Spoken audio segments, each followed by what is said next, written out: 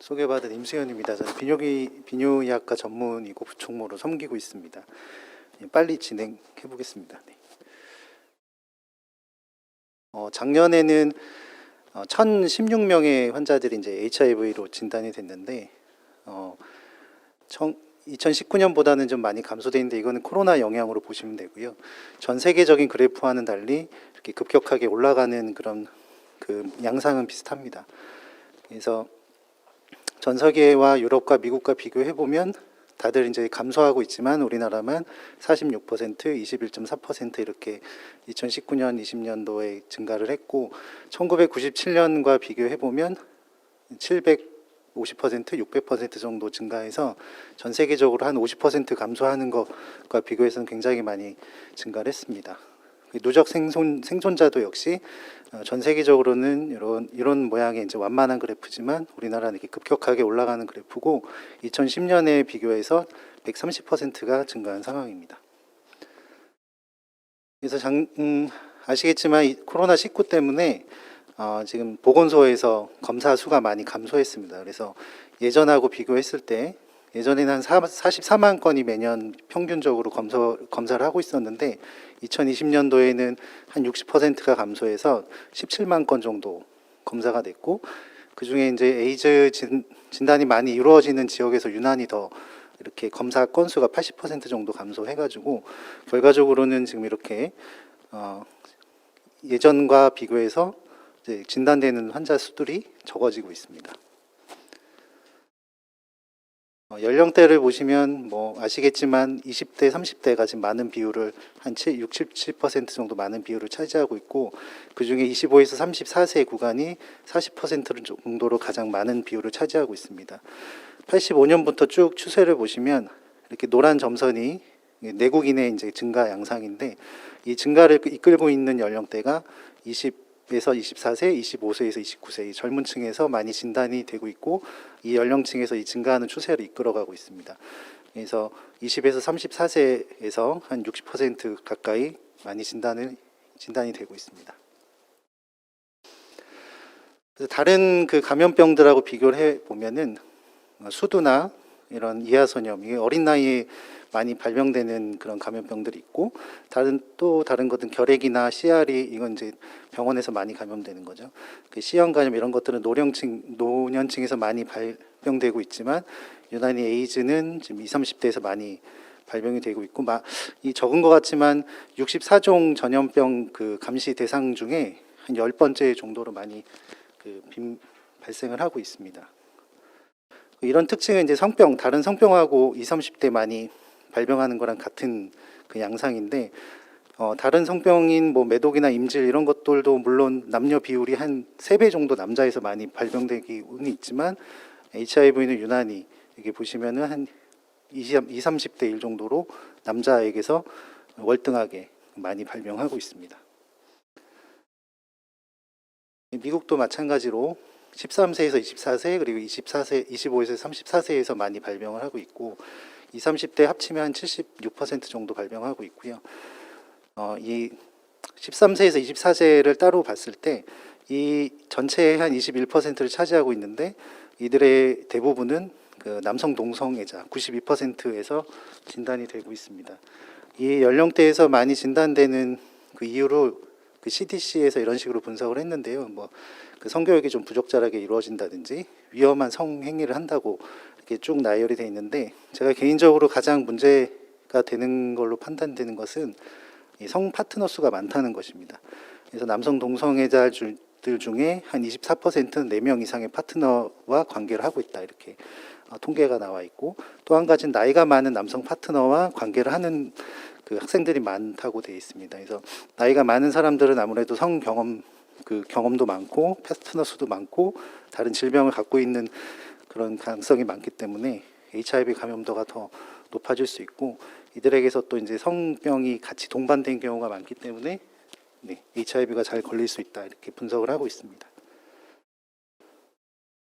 성별로 보시면 지금 파란 막대기가 남자고 이 주황색이 여자 내국인만 봤을 때 2020년도에는 남자 그 진단된 것이 한 96.6%로 절대 다수가 남자에게서 진단이 되고 있고, 연령대별로 보시면 아까 20에서 24세에서 많이 발병된다고 했는데 최근 들어 보시면 40배, 50배, 60배 정도로 이 나이에서는 더 많은 남자들이 여자보다 훨씬 더 많이 진단되고 있습니다.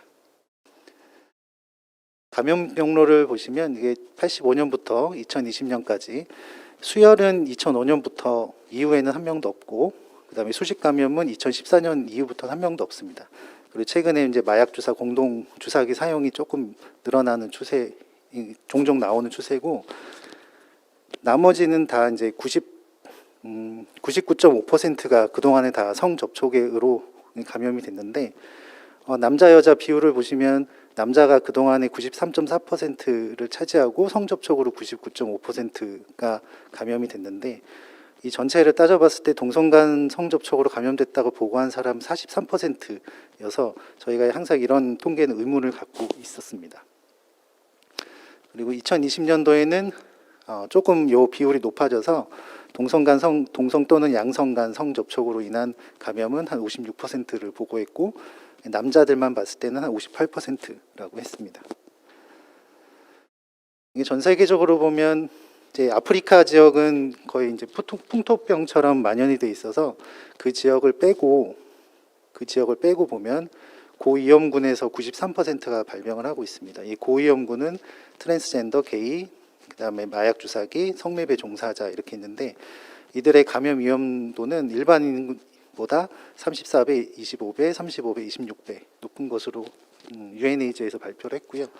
그다음에 유럽 쪽은 아직 2020년도 최근에 나왔는데 제가 정리를 못 해가지고 2019년 거를 보시면 유럽 평균의 남녀 성비는 3.1대 1 정도 되고, 위쪽에 크로아티아, 헝가리 이런 나라들이 남녀 성비가 거의 20대 1까지 그 보고를 하고 있는데, 이런 나라들의 특징은 이 동성간 성접촉의 그 감염 경로 그 비율이 거의 80% 이상으로 높다는 것이어서 우리나라의 통계와는 다른 것을 보여주고 있습니다. 이런 것들이 이제 통계가 잘 잡히는 것으로 보이죠. 미국도 보시면 남녀 성비가 4대 1이고, 전체적으로 남녀 다 통틀어서 보면 남성 동성애자가 한 70%를 차지하고 있습니다. 남자만 보면 81%가 남성 동성애자로 돼 있고, 여자들은 거의 다 이제 이성간 성접촉으로 감염이 된다고 보고했습니다. 그래서 우리나라는 이 그래프는 많이 보셔서 아시죠? 그래서 2018년도에 코호트 연구에서는 한 60%가 동성간 양성간 성접촉으로 감염이 된다고 했고, 그동안에 이제 여자들은 그 질병청 통계에는 한 번도 없었는데 여자들도 한 11.3%는 동성간 성접촉으로 감염이 됐다 이렇게 보고를 했습니다. 이런 거는 나이가 어릴수록 10대, 20대일수록 그 동성애자들에게서 많이 생기고, 요거는 이제 설문조사에서 크게 뭐 의미는 없다고 할 수는 있겠지만 에이즈 감염자들만 자기들이 그 에이즈 시민단체에서 조사를 한 건데, 보면 한 217명이 이 보고에서 그 설문에 응답을 했는데 그 중에 이제 93%가 남자, 그리고 트랜스 여성도 뭐 남자니까 이거 합치면 한 94, 5%는 남자라고 보시면 되고요. 이 중에 성적 지향이 동성애자, 양성애자, 아까 무성애자 나왔는데, 무성애자는 뭐 남자나 여자나 뭐 이렇게 어떤 감정을 못 느끼는데 관계는 한다곤 합니다. 그래서 이들 중에서도 보면 한 80% 정도가 동성애자, 양성애자, 무성애자 이렇게 차지를 하고 있습니다. 질병청에서는 이제 감염 경로를 이런 식으로 보고를 알려주고 있고요. 한번 그 바텀 역할을 하면 수용 항문 성교를 하면 한 번 노출 시 2.38% 감염될 확률이 있다고 했고, 다른 이제 질 성교를 하면은 0.04%, 0.08%여서 이것들보다는 지금 34배 정도 이제 항문 성교를 하면은 감염될 위험도가 높다. 그래서 가장 위험한 성행위는 항문 성교다 이렇게 얘기는 이제 홈페이지를 찾아보면 이런 식으로 나와 있는데 굉장히 좀 단순하죠. 근데 이제 CDC에서 보면 누구와 그 관계를 하느냐에 따라서 그 조건에 따라서 뭐 성병이 있냐 없냐, 콘돔을 썼냐 안 썼냐, 그다음에 프랩을 했냐 안 했냐 뭐 이런 거에 따라서 감염 위험도를 이렇게 많이 그 경우의 수에 따라서 제시를 하고 있는데, 이거를 이제 동반연에서 정리한 것이 있더라고요. 그래서 보면은 여기서 중요한 거는 이제 급성기입니다. 그러니까 HIV에 감염된 지 얼마 안 됐을 때 이 표를 보면 급성기는 이제 감염이 발생한 이후에 한 8주, 9주까지가 이제 급성기인데 요 시기에 요 시기에 있는 감염자와 항문 성교를 했을 때 그리고 양쪽에 모두 성병이 동반돼 있을 때 그리고 콘돔을 차용하지 않았을 때 감염 위험도가 70%까지 높습니다. 그러니까 1.38% 보통 알고 있지만 이런 조건에 따라서 이 감염된 지 언제쯤 그 관계를 했느냐에 따라서 70%까지 성병이 있냐 없냐에 따라서 그 감염 위험도가 굉장히 높습니다. 그래서 항문 성교를 했을 때 급성 감염계에 관계를 하면 70%까지 감염 위험도가 높다라는 것이 굉장히 제가 최근에 찾아보면서 좀 놀란 거고요. 그래서 콘돔을 사용하더라도 어떤 경우에는 급성 감염기냐 성병이 동반되느냐 안 되느냐에 따라서 HIV에 감염될 확률이 굉장히 높다는 것을 보여주고 있습니다. 그래서 아까 그 급성 감염기 초기에 빨리 진단이 돼야지 그런 것들을 막을 수 있을 텐데 이 언제 진단이 되느냐를 보면 이 검사 동기가 자발적 검사가 높아야지 이제 진단이 빨리 되겠죠. 근데 이제 좀 그 해마다 이제 퍼센티지를 보면 자발적 검사하는 비율이 20% 조금 넘는 수준입니다.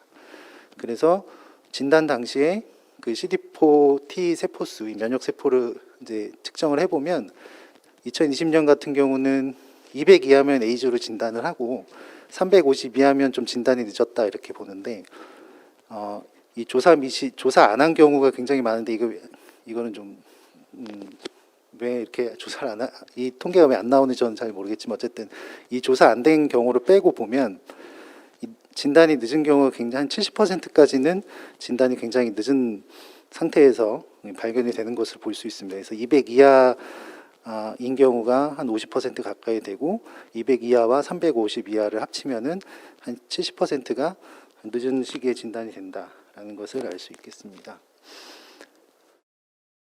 그래서 보건소에서 이제 선별 검사 역할을 많이 하고 있는데 어느 정도 그 선별 검사를 하고 있는지 최근에 질병관리청에서 논문처럼 발표가 됐습니다.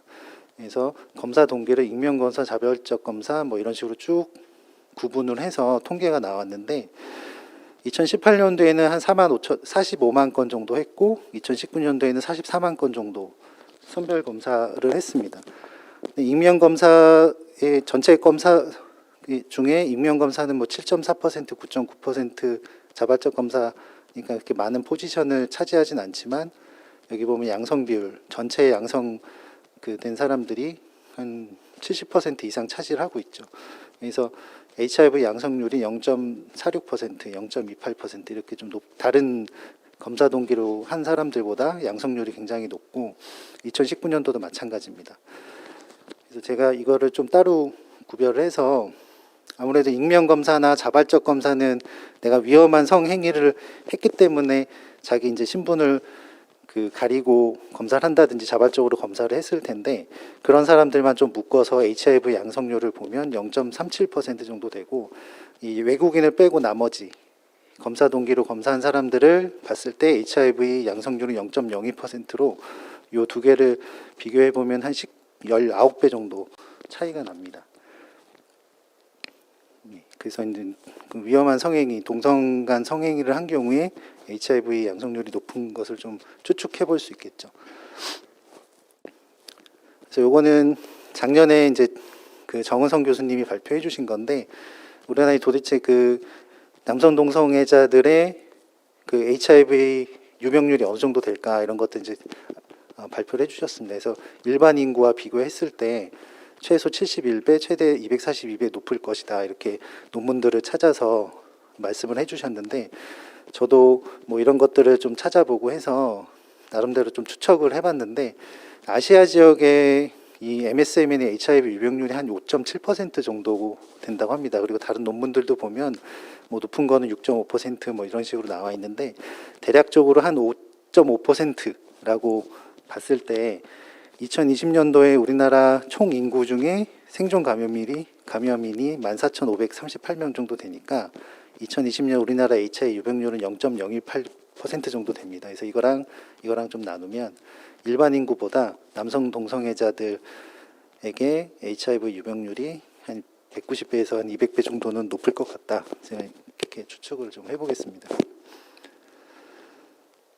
그래서 이런 식의 또 통계청의 사망 원인에 따라서 에이즈로 사망한 사람들의 연령대가 어느 정도 되는가 좀 확인해 보면 이 녹색까지는 64세 이하입니다. 그래서 2019년도에 한 72% 정도가 64세 이하의 에이즈로 사망한 사람들 중에 72%는 64세 이하고, 지금 이제 에이즈를 만성질환이라고 많이 홍보를 하고 있는데 다른 이제 대표적인 만성질환 고혈압과 당뇨 또 그리고 감염성 질환인 결핵하고 비교를 해보면 이런 경우에는 지금 보면 85년부터 사망 자들의 연령대가 굉장히 이렇게 늘어나고 있죠. 많이 고령화되는 상태를 볼 수 있습니다. 물론 에이즈도 고령화되고 있지만 다른 질병들은 65세, 75세에서 사망하시는 분들이 굉장히 대다수인데 에이즈는 64세 이사에서 사망하는 경우가 훨씬 많고, 그 다음에 2020년도 사망한 사람들의 평균 연령을 보면 58세입니다.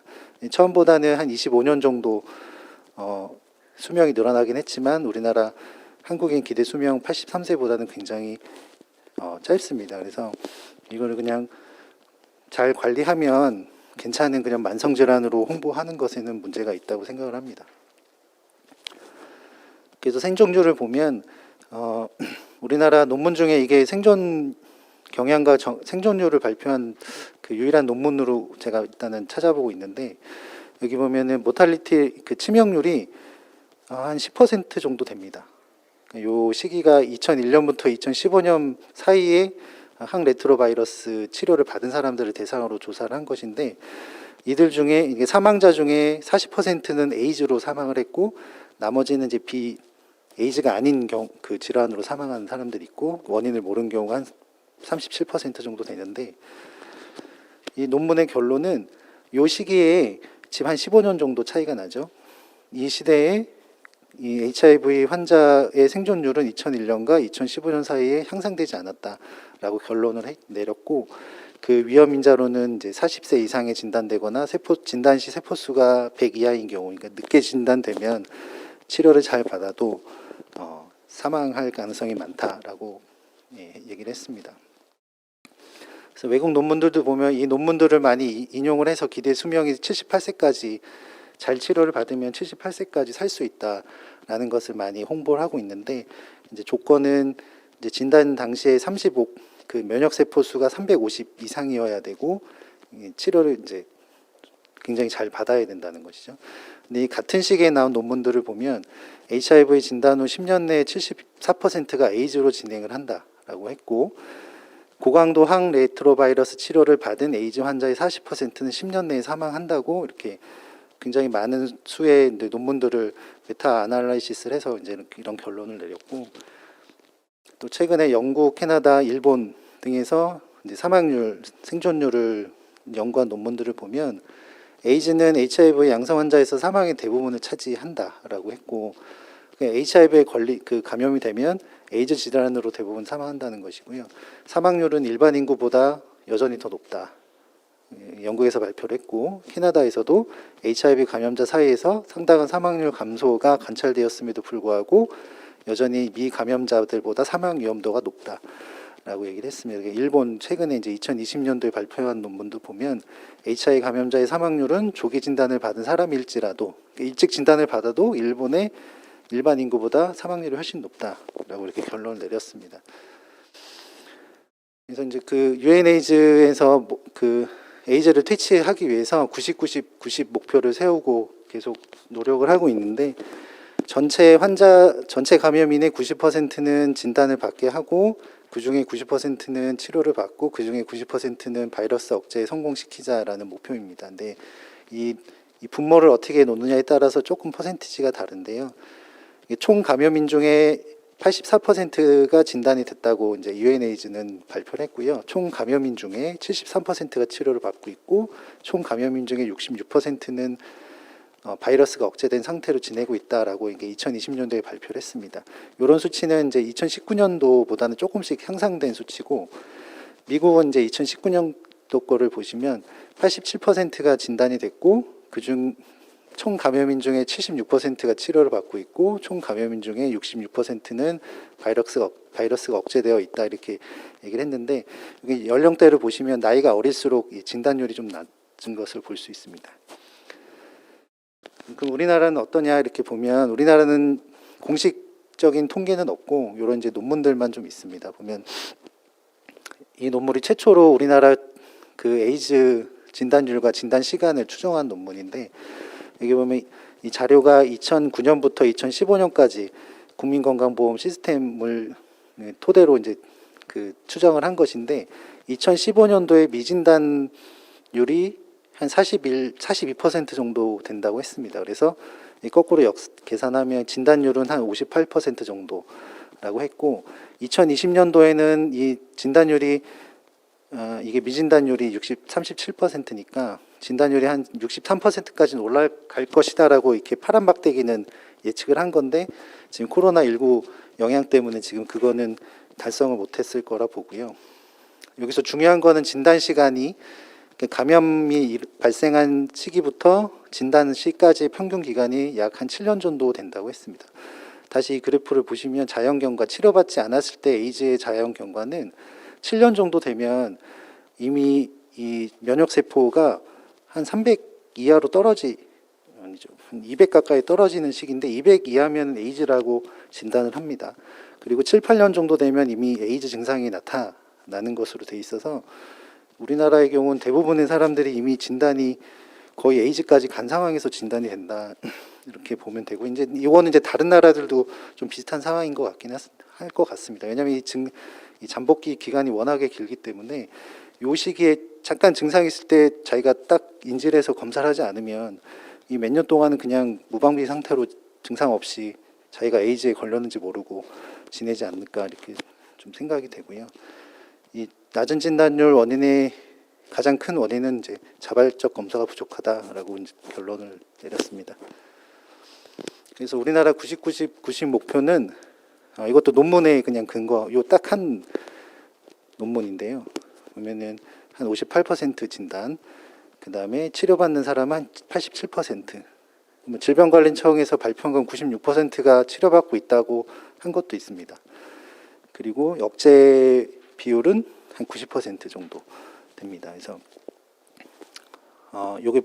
요거를 이제 분모를 총 감염인 수로 두고 계산을 하면 총 감염인 중에 58%가 진단을 받았고 총 감염인 중에 많게는 56%는 치료를 받고 있고 총 감염인 중에 많게 50%는 바이러스가 억제된 상태로 지내고 있다. 그래서 실제 HIV 에이즈 상태이지만 진단을 못 받거나 바이러스 억제가 안 된 사람이 50%는 돌아다니고 있다 이렇게 생각하시면 되겠습니다.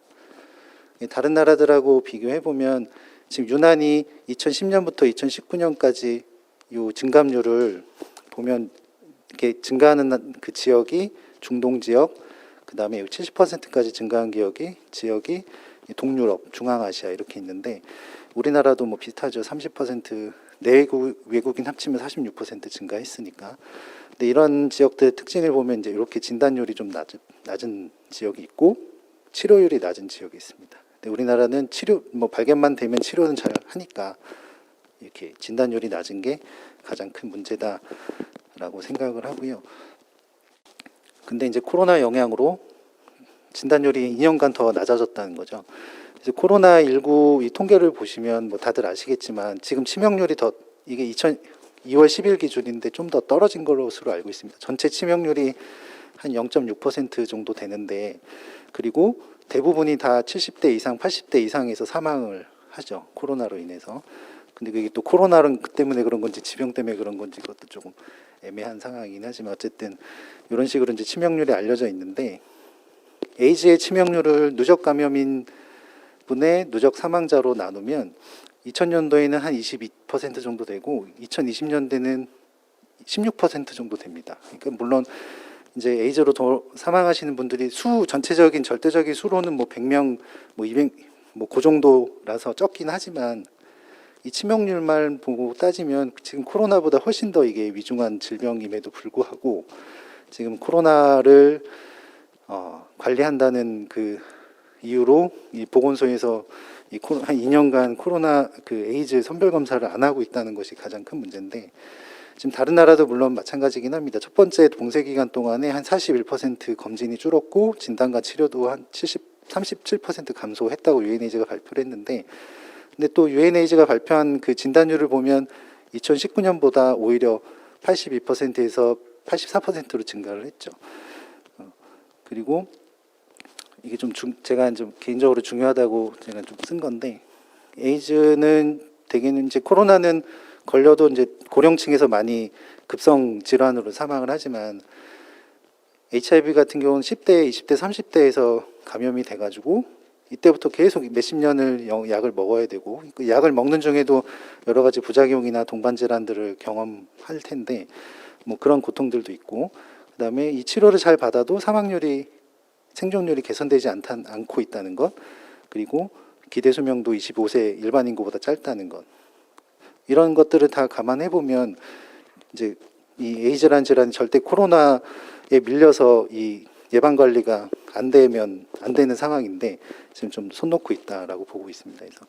그리고 더군다나 HIV 감염자의 코로나19 사망 위험은 일반 인구보다 2배 높다고 했으니까, 이제 그 HIV 에이즈 환자들이 면역력이 약해진다는 건 다들 알고 계시니까 더욱더 그들을 이제 진단을 더 잘하고 치료를 잘 해야 되지 않겠나라고 생각을 합니다.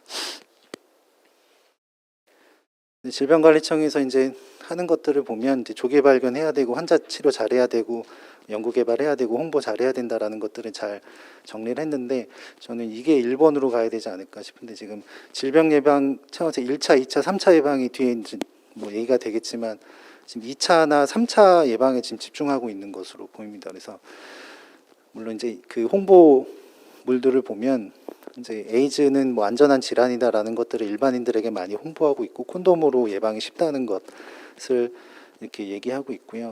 에이즈 감염 경로는 이제 수혈, 이건 제가 몇 번 말씀드렸지만 이 수혈이 가장 안 좋은 것처럼 보이게 이렇게 만들어 놨습니다. 성관계가 제일 지금 그 감염 경로에 많은 비율을 차지하는데 여기는 여기 와 있고, 이런 식으로 좀 사람들이 딱 봤을 때 성관계 좀 조심해야 되겠다 이런 것보다는 수혈 때문에 생기는구나 이런 게 더 보이게 좀 이렇게 만들어 놨고, 청소년들한테도 이 콘돔 강조를 굉장히 많이 합니다. 이 콘돔을 이렇게 귀여운 캐릭터로 만들어 가지고 콘돔 잘 쓰면 그 예방할 수 있다 이런 식으로 홍보를 많이 하고 있고요.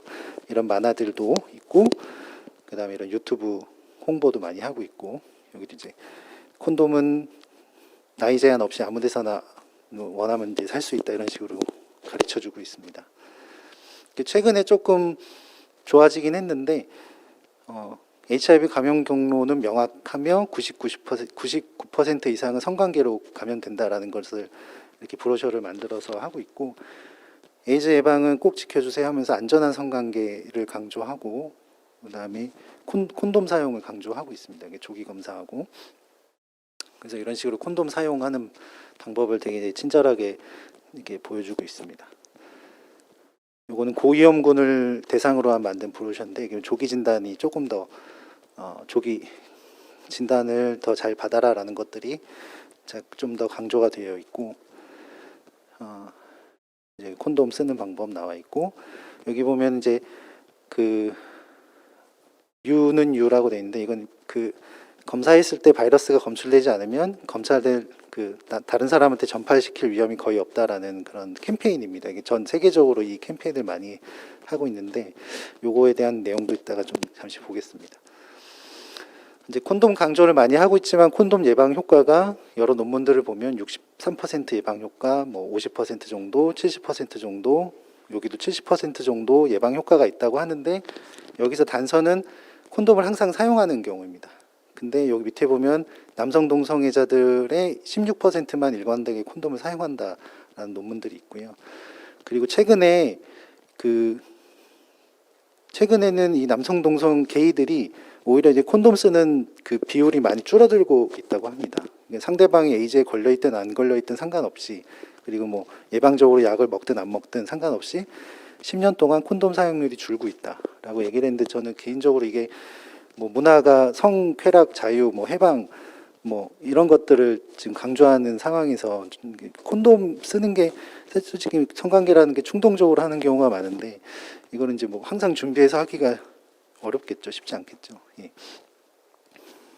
그리고 이제 그 치료가 잘 어느 정도 잘 되고 있을까라고 또 보면 이 진료 지침을 에이즈 국내 진료 지침을 보면 CD4 T 세포수가 500개 이상인 경우에도 물론 권유를 합니다. 권고가 되고는 있지만 요 때는 치료하는 게 뭐 좋을 수도 있고 나쁠 수도 있으니까 환자와 상의를 해서 치료를 해다라고 이렇게 돼 있습니다. 그래서 뭐 물론 제 생각에는 뭐 확인은 안 해봤지만 거의 다 약을 드시고는 계시겠지만 일부 나는 증상이 없고 괜찮을 것 같으니까 안 먹겠다라고 하는 사람들은 안 먹을 수도 있다라는 뜻이고요.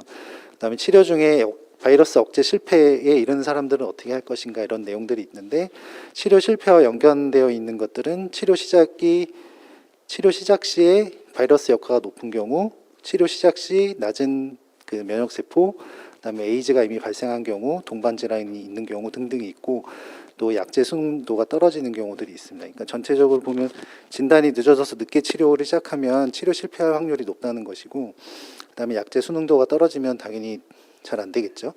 근데 이 논문을 보면 약물 수능도가 이상적인 그룹이 70%라고 하는 걸 보니까 환자들이 뭐 치료를 받을 때 100% 다 수능도가 좋아서 잘 치료를 끌고 가는 상황은 아닌 것 같다라는 고 이제 볼 수 있겠습니다.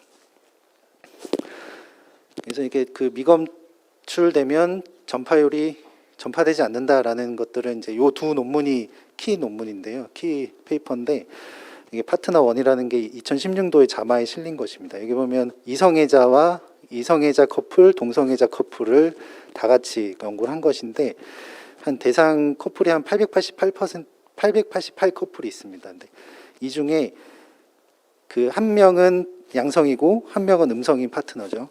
그래서 음성이었던 파트너 중에 11명이 양성으로 됐는데 이 논문의 결론은 커플 내에서는 전파 비율이 0이다.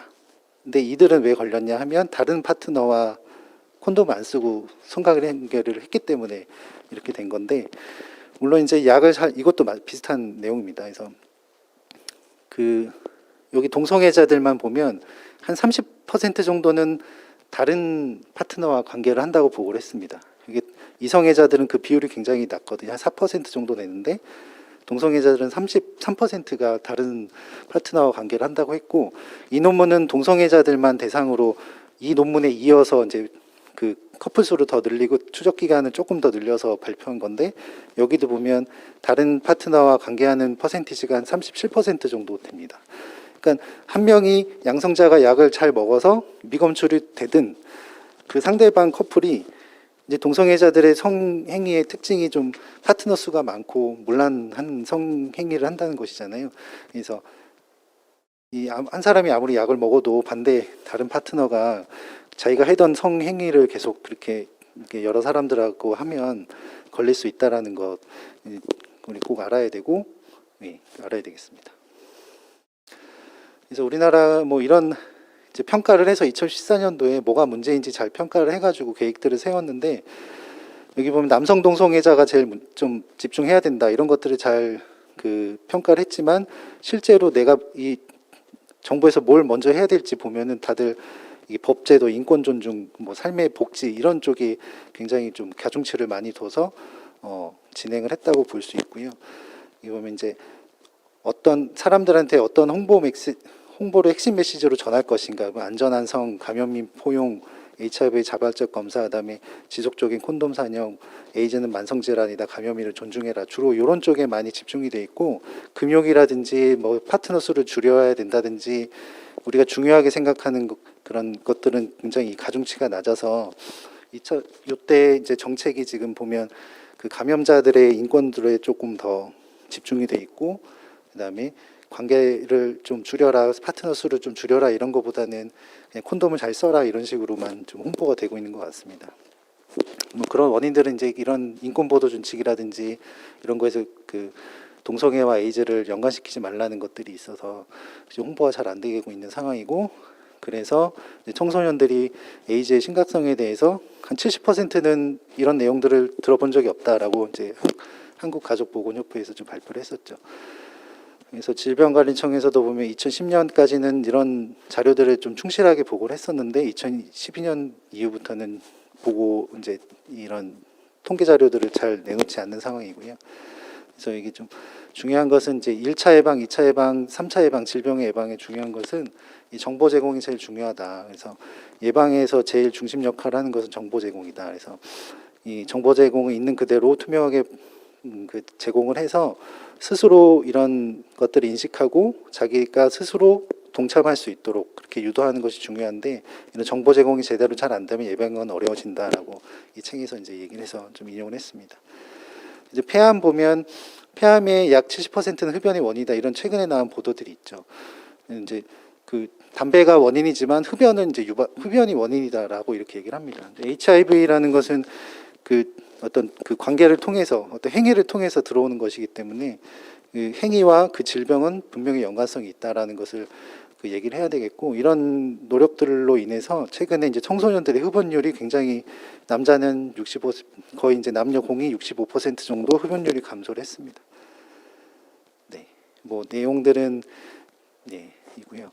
그래서 최근에 이제 작년 통계에서 가장 중요한 것은 이제 코로나19 영향으로 진단율이 많이 낮아졌는데 그런 것들을 신경을 많이 써야 되겠고 이런 이제 에이즈의 그 중요한 것들 증가하고 있다는 거, 남자가 절대적으로 많다 이런 것들, 그다음에 학문 성교가 가장 위험한 성행위다, 그다음에 사망률은 향상되지 않았다 이런 것들 잘 국민들한테 홍보를 해야 되겠고 안전한 성은 일부 이처제 안에서 성관계만이 가장 안전하다라는 것들 끊임없이 얘기를 해야 되겠습니다. 네, 이상입니다.